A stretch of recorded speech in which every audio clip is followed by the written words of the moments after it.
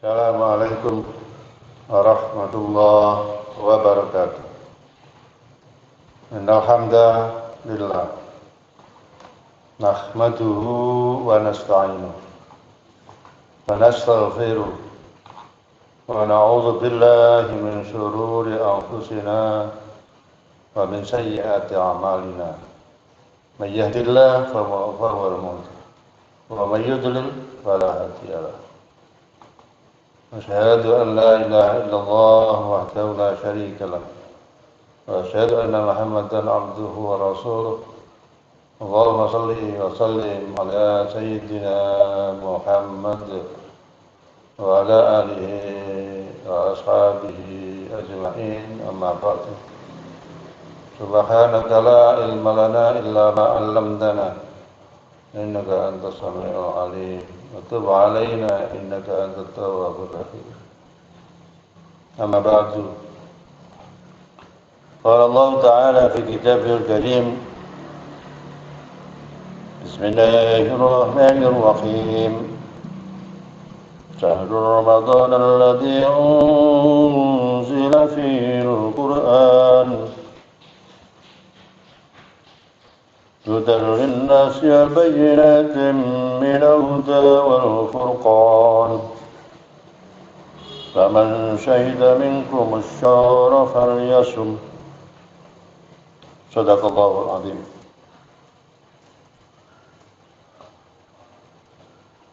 Alhamdulillah, pertama-tama kita memuji atas nama Allah. Segala puji bagi Allah yang telah memberikan nikmat kepada kita sekalian. Ingkang sampun paring nikmat dumateng kita sedaya. Nikmat kesehatan, nikmat malih, macam-macam nikmat. Andai kata kula kali panjenengan sedaya mau menghitung nikmat Allah yang telah diberikan kepada kita, kita tidak akan mampu. Hal ini dipuntegaskan dalam Al-Quran, wa in ta'uddu ni'matallahi la tuhsuha. Jika kau sekalian wahai umat Muhammad, wahai manusia, andai kata kau akan menghitung nikmat Allah yang telah diberikan kepada kita, kita tidak akan bisa mampu untuk menghitungnya. Sangat banyak, saking akeh nikmat yang paling berharga bagi kita. Semuanya berharga, tidak ada yang tidak berharga. Terutama nikmat iman, nikmat takwa kepada Allah. Satu-satunya nikmat yang ditempelkan kepada kita sekalian dengan membawa iman, nikmat iman dan takwa. Tidak ada lain, bekal yang paling utama adalah bekal takwa. Inna akramakum indallahi atqakum. Sungguhnya di antara kamu yang paling mulia di sisi Allah adalah orang-orang yang bertakwa. Arti takwa adalah imtitsalul awamir wa ijtinabun nawahi. Itu yang dikatakan takwa. Melakukan segala apa yang telah diperintah oleh Allah dan menjauhi segala apa yang dilarang oleh Allah. Baik kita sendiri maupun kita bersama-sama berkumpul. Tidak hanya kita bertakwa, hanya ketika kita berkumpul sesama manusia. Setelah kita sendirian, ada peluang sebagai pejabat, ada peluang untuk melakukan maksiat, koruptor, tanda tangan. Bukan dikatakan orang-orang yang bertakwa. Kita takwa di mana saja kita berada. Mudah-mudahan kita sekalian dilindungi oleh Allah atas perbuatan-perbuatan yang dilarang oleh Allah kita lakukan, maksiat-maksiat. Mudah-mudahan Allah menjaga kepada kita sekalian.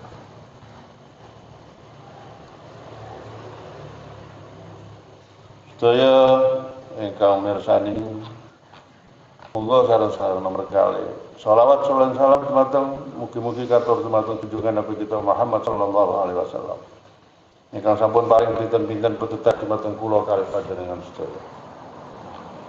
Pituturipun Kanjeng Nabi sangat komplit. Mboten wonten ingkang kirang.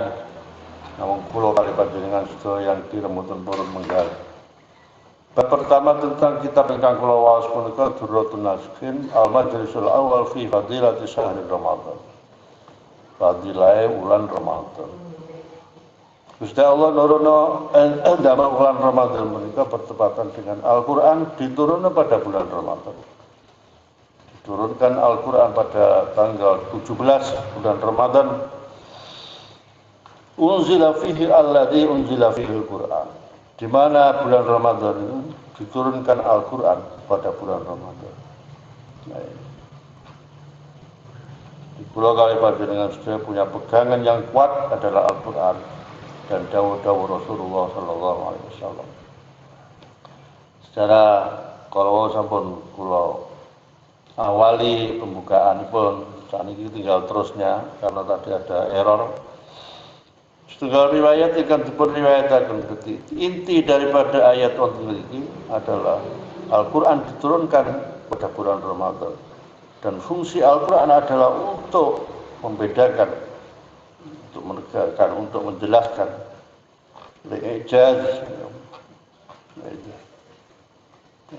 untuk menjelaskan wadihah, ya, menunjukkan kepada kita kepada jalan yang lurus dan membedakan antara batil dan yang hak. Itu inti daripada Al-Quran diturunkan. Sebab Rasulullah pernah bersabda, "Bu'itsu litammima makarimal akhlak." Kami diutus oleh Allah di dunia ini adalah hanya satu, untuk menyempurnakan akhlak. Jadi ternyata akhlakul karimah menempati posisi yang paling utama di antara ibadah-ibadah yang lain. Suatu riwayat diriwayatkan oleh Abu Hurairah radhiyallahu anhu annahu qala. Riwayat dan cerita an Abi Hurairah. Annahu satamna Abu Hurairah qala dawuh ngendika sapa Abu Hurairah. Qala dawuh sapa alaihi salatu wassalam kanjeng Nabi Muhammad sallallahu alaihi wasallam. Raghima anfu rajulin. Raghima bakal ino apa anfu rajulin irunge wong lanang berarti orang akan terjadi kehinaan. Bila apa? Ailahi qaku dhillun wa fiqarun. Ailahi kau tegese itu temu ing rajul apa dhillun ino asor wa fiqarun ino. Oleh ino mergo apa zikir tu disebut sapa ingsun kanjeng Nabi indahu ing dalam sandinge rajul asmane kanjeng Nabi ketika disebut ing dalam sandinge wong lanang sandinge sapa walam yusalli lan ora gelem selawat sapa maca selawat sapa rajul alayya maring ingsun iku termasuk wong sing ino ingsun ino ngene akhirat. Peleno gak seneng karo kanjeng Nabi. Kita sebagai umat yang selalu mengatakan kita kepada Allah dan Rasulnya, kita paling tidak dari awalnya. Ketika asma Allah Rasulullah disebut Muhammad, kita baca Allahumma shalli alaihi. Yang kedua raghima anfulajuri terus hadisipun lan ino bakal ino apa anfu rajulin wong lanang indahu ing dalam sandinge wong lanang sapa abawahu bapak loro ne rajul au ahaduhuma utawa salah suci ne watuwane loro rajul bapak ibune walam yamalan ora dalam agama sapa rajul fi hakima ing dalam hakim bagus marang wong tuwa loro ne amalan ing suatu amal yudkhilu kang lebokno apa amal bisa bibi kelawan sababe amal lebokno al dan nata suatu. Jadi dawuhipun Allah wonten Al-Qur'an dipun sebataken a'udzubillahi minasyaitonir rajim bismillahirrahmanirrahim ya ayyuhalladzina amanu ubudullah wa la tusyriku bihi syai'a wa bil walidaini ihsana. Dari menduduki tempat kedua setelah kita diperintahkan untuk beribadah kepada Allah, jangan lupa kedua orang tua harus diberbakti. Jangan sampai kau mengatakan sesuatu suara yang keras di atas suara orang tuamu. Semuanya itu adalah merupakan, kalau itu dilanggar itu adalah merupakan kehinaan. Jangan sekali-kali. Orang tua bagi kita adalah merupakan antara dua sisi, bisa kita masuk ke surga dan bisa juga kita masuk ke neraka. Wa bil walidaini ihsana, dan kepada orang tua kamu hendaklah kamu berbuat baik.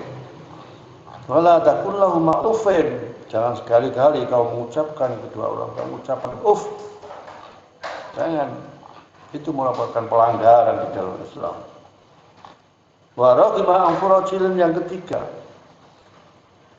bakal ino apa anfurajilin wong lanang takhala. Kalau kang mlebu ala yang ngatasé rajul apa Ramadan. Ini bab masalah Ramadan. Apa Ramadan, ulan Ramadan. Wa tamalan dadi sempurna apa Ramadan. Qabla ayyung fira sadurunge disepuro lahu kedua rajul. Ini termasuk orang yang hina. Ketika hari bulan Ramadan kita menjumpai bulan Ramadan sampai selesai, orang itu dosa-dosanya tidak diberikan ampun. Karena apa? Di dalam bulan Ramadan dia melakukan maksiat, tidak mau berpuasa dan tidak mau macam-macam. Puasa lesannya tidak makan dan minum. Di balik itu lesannya mengucapkan sesuatu yang dilarang oleh Allah, ngerasani, pun hilang ganjaran entek. Namimah adu-adu. Dawai pun kanjeng Nabi khamsatu asya atuf bidul shaum. Enten 5 perkara sing bisa ngrusak ganjarane poso. Nomor setunggal inggih punika al-kadzibu goro. Sebenarnya goro itu tidak pada waktu bulan puasa saja kita dilarang. Dari seluruh tahun kita dilarang. Jangan sekali kita melakukan dusta. Dusta apa saja. Baik kita ketika bermuamalah, melakukan transaksi jual beli, jangan sekali-kali kita berdusta. Ikutilah contoh-contoh Rasulullah ketika berdagang. Yang melakukan perdagangannya, istrinya yang pertama adalah Siti Khadijah, Kesam. Masya Allah, barokah betul sekali. Orang sama membeli dagangan cepat habis karena kejujuran Rasulullah. Sehingga Rasulullah ketika itu sebelum diangkat jadi Rasul, belum 40 tahun, belum jadi suami, belum jadi istri Siti Khadijah dari kanjeng Nabi. Jujur sekali, sehingga Rasulullah diberi gelar Al-Amin, orang yang terpercaya. Segala-galanya apa yang diucapkan oleh Allah, Rasulullah adalah merupakan wahyu dari Allah. Tidak dijaga oleh Allah, tidak pernah berdusta. Sedikit pun tidak pernah berdusta. Maka dari itu, marilah kita berupaya menjadi orang yang sempurna, yang baik. Artinya, yang pertama kita jangan sampai berdusta kepada siapapun, tidak berdusta, apalagi kepada Allah dan Rasul-Nya. Apalagi mendustai perintah Allah, larangan Allah dilakukan, itu adalah berdusta, mendustai. Ya, perbuatan yang tidak baik kita tinggalkan. Sampai kita memalukan Islam, dipermalukan di hadapan orang banyak, melakukan maksiat. Apa maksiat? Seorang pejabat yang melakukan maksiat, koruptor, menindas rakyat, itu semuanya adalah merupakan maksiat yang dilarang oleh Allah. Rasulullah tidak pernah menganiaya umatnya. Suatu ketika Abu Jahal, ada seorang Yahudi melapor kepada Rasulullah, ya Rasulullah, andai kata, ya Muhammad, kalau Anda mengaku seorang Rasul, maka bantulah aku. Apa yang kata seorang Yahudi. Rasulullah SAW menjawab, apa keluarnya yang kau peroleh? Iya Rasul, baru saja hartaku dihabisi oleh Abu Jahal. Dirampas di rumah-rumah, dihabisi seluruhnya, tidak ada sedikit pun yang tertinggal, semuanya dihabisi, dirampok oleh Abu Jahal. Ketika siang bolong seperti itu laporannya seorang Yahudi, itu orang Yahudi bukan orang mukmin, bukan orang Islam yang lapor kepada Rasulullah. Orang Yahudi lapor kepada Rasulullah, tapi Rasulullah membela, dibela mati-matian. Akhirnya didatangi Abu Jahal. Wahai Abu Jahal, apa? Yang diketok siang-siang, dok. Siapa itu? Saya. Siapa? Muhammad. Oh, ponakan saya, kata. Monggo, mari. Setelah dibukakan mengatakan Abu Jahal, wahai ponakan saya, mengapa engkau datang siang-siang begini? Ada apa urusan? Iya, mau suruhan saja. Saya akan memberikan apa yang diminta, apa yang kau minta. Jangan banyak bicara, wahai Pamanda. Wahai Pamanda, jangan banyak siap. Apakah benar engkau telah menghabisi harta seorang Yahudi yang sebelah sana? Oh iya Rasulullah. Iya Muhammad. Iya betul. Serahkan sekarang. Semuanya, jangan ada yang tersisa. Akhirnya apa yang dikatakan? Apa yang dilihat oleh Abu Jahal di sisi Kanjeng Nabi kedua kiri kanan. Ada hayawan yang sudah siap untuk, andai kata Abu Jahal mengatakan tidak, akan dihabisi oleh dua hayawan di sebelahnya, macam yang siap untuk menerkam bila Abu Jahal mengatakan tidak. Itu keadilan.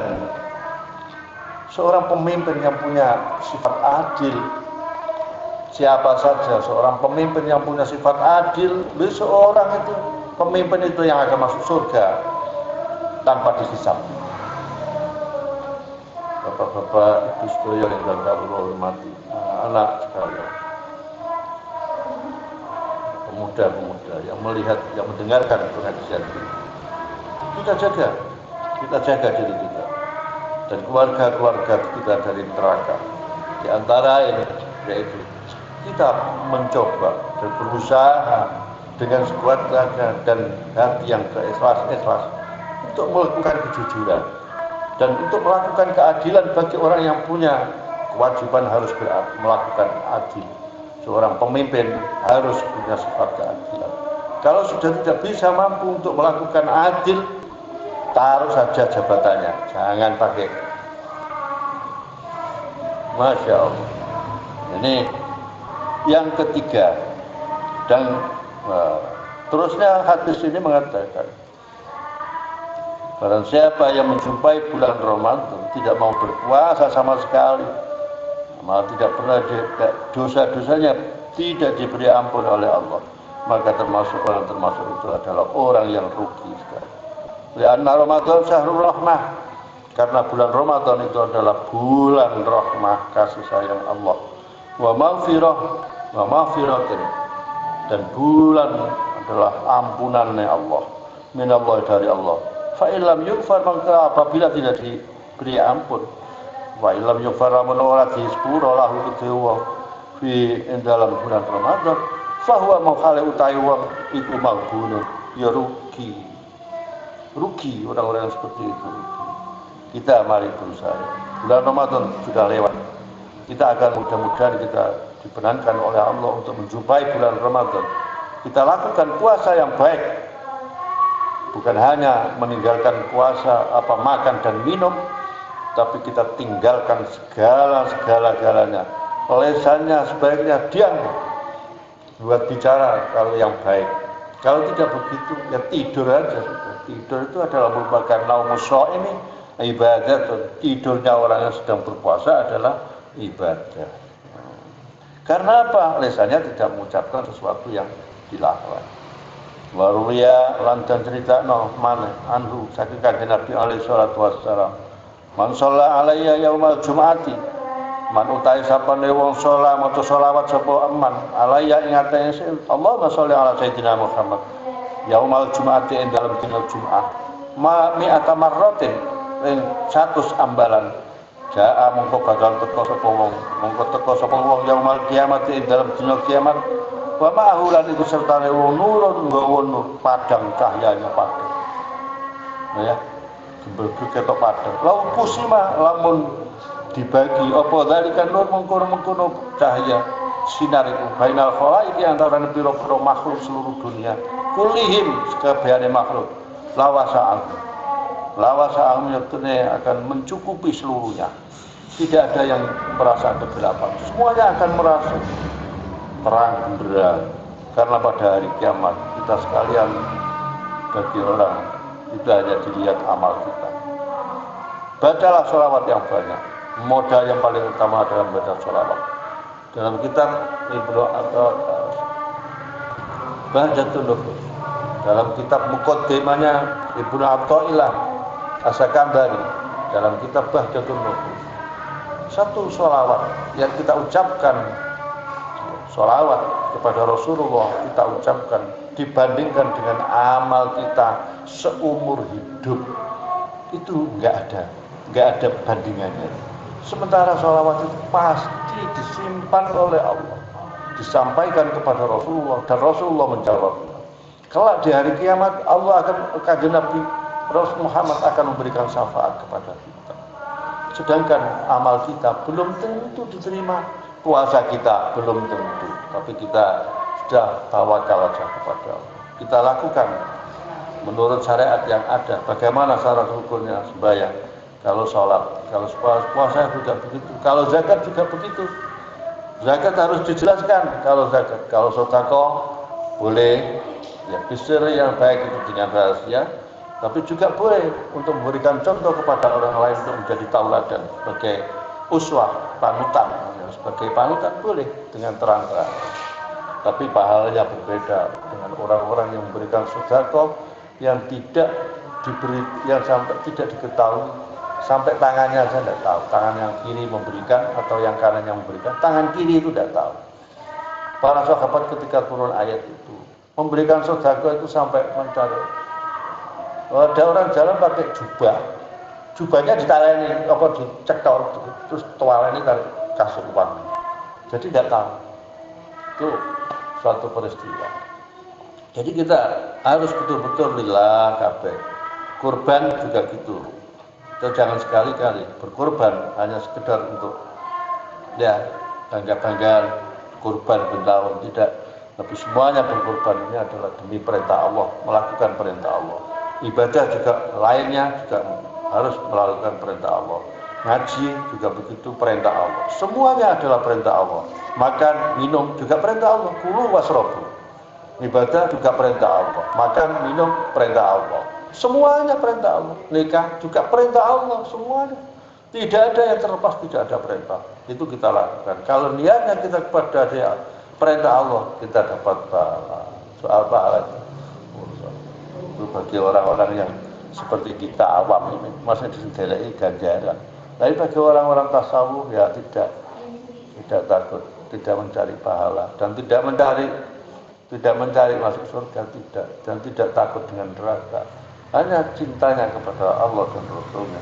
Itu makom-makom sudah tak karu-karuan, kita belum bisa sampai ke situ.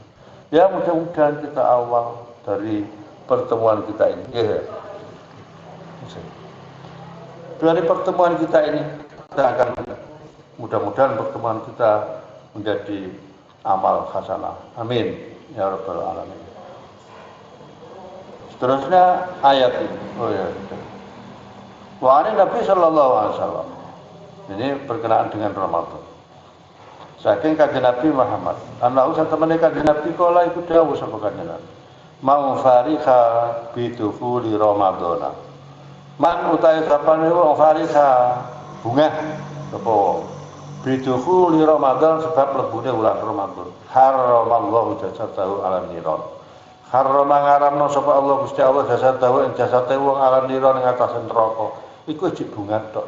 Kata teko Ramadan, muga-muga ulang arep aku diparingi doa itu. Suwenang terus waktu ibadah, waktu Ramadan ya digawe ibadah temenan. Traweh, ngapi, bayang witir aja ditinggal. Sebiasa orang kok kene witir ping 5 ya ping 5, Ramadan ya ping 5. Ya coba yang biasa ping 7 ya ping 7. Alal aksar sing paling akeh sembayang witir itu paling akeh 11 rakaat. Kanjeng Nabi ya. Tapi kita boleh memilih, tapi yang penting kita harus bisa istiqomah. Kita bisa melakukan 7 kali, tapi istiqomah, 5 kali ya istiqomah, 3 kali juga istiqomah. Itu yang dicari. Kalau kamu tidak bisa, diperkirakan tidak bisa bangun malam, lebih baik sholat witir itu taruh di depan sebelum tidur.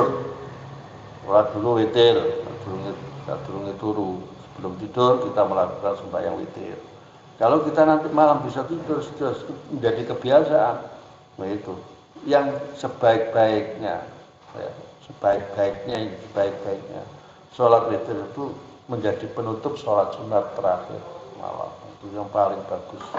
Ya, afdal bagi orang yang sudah biasa. Orang yang sudah tua-tua itu kan sulit tidur. Nah, baiknya terakhir. Maqala alaihi salatu wassalam. Ya. Wassalamualaikum warahmatullahi wabarakatuh. Untuk pertemuan